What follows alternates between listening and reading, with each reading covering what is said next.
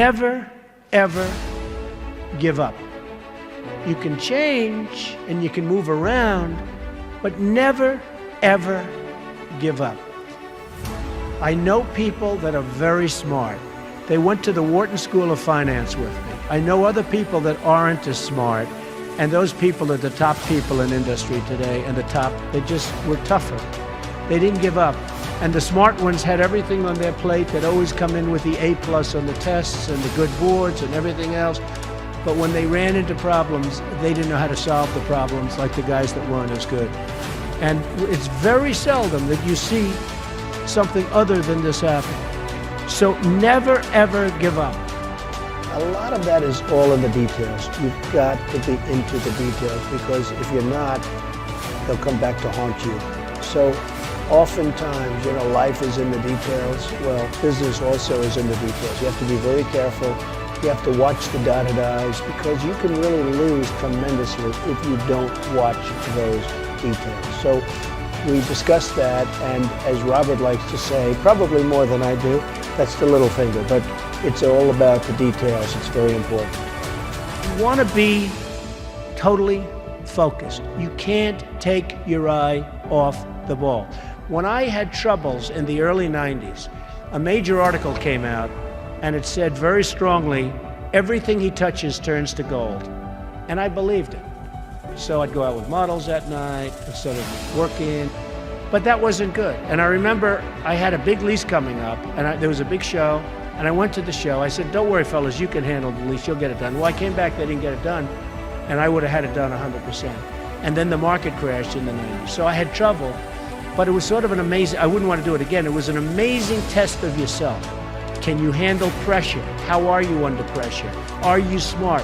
When everybody's coming at you. The worst employee is a good employee. A bad employee is fine because you fire that person right away. A great employee is phenomenal. You want to keep them and cherish them. They're fantastic. But a good employee, you never sort of fire them, but they never lead you to the next level. They just keep their job. They're sort of too good to be fired, but they're not good enough. You're never going to do great. So I always say the worst employee isn't a bad employee. It's just a good or average employee. Gary Player, the great golfer, he was a little guy, very little, but he worked really hard. And he had a great statement, but he'd go, the harder I work, the luckier I get. And he wins the US Open. You have all these big, handsome guys, these big, giant guys, and they're hitting the ball a mile. And you have Gary Player. And Gary Player would win the Open. He'd win the Masters. He'd win this. He'd win that. And he said, hey, in the US Open, he hit a 5-iron to 1 foot from the hole, and he ended up getting a birdie and wins the US Open, right? And he came off the green. Now, I know I've heard the statement before, but I heard it from him in a meaningful way. They said, what do you think, Gary? What is it? He said, all I know is I've been working very hard, and the harder I work, the luckier I get. I thought it was an amazing statement. Sometimes in life, to be successful, oftentimes, most of the time, you have to follow your instincts. You have to follow your gut.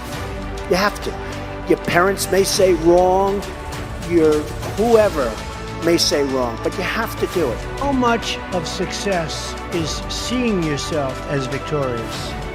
You have to see yourself. You have to really believe in yourself. And sometimes it's hard. You've had failures, you've had weaknesses, you've had other things. You have to see yourself as a one-man band. Don't rely too much on other people, because they'll let you down. You have to see yourself as victorious. And to be a winner, you have to think like a winner. If you don't think like a winner, it's just never going to happen. Many people have been asking about my desk and the fact that I have so many papers on my desk. It's actually very neat. I know where everything is, but if you look around, there's a lot of stuff.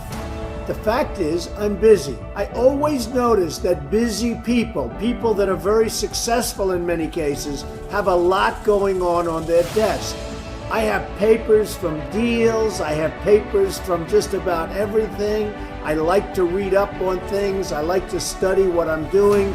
So therefore, you have a lot of action going on in your office. Now, some of the writers, some of the ones that aren't so smart, they talk about the desk negatively. They say, oh, isn't it terrible? Trump has so many papers on his desk. Let's analyze everything on the desk. And they do the best and they fail.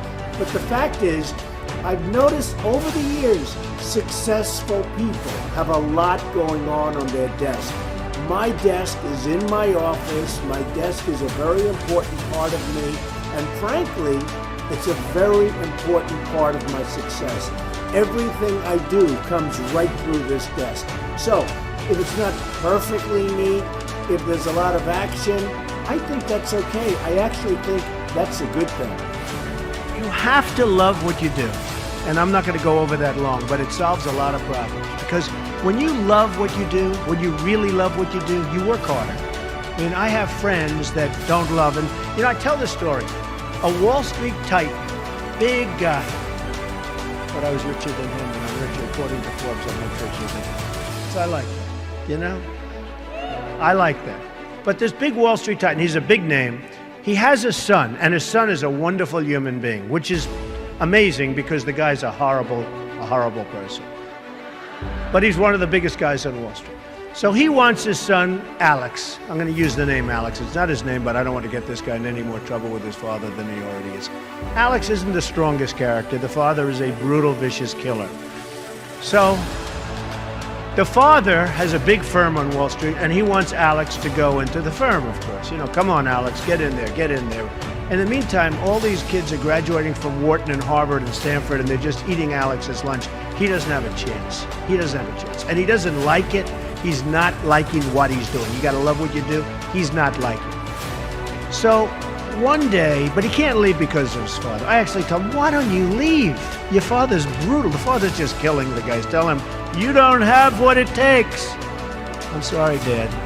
Oh, this is great. So I say, you got to leave the father. You got to leave him. He said, I just can't, Donald.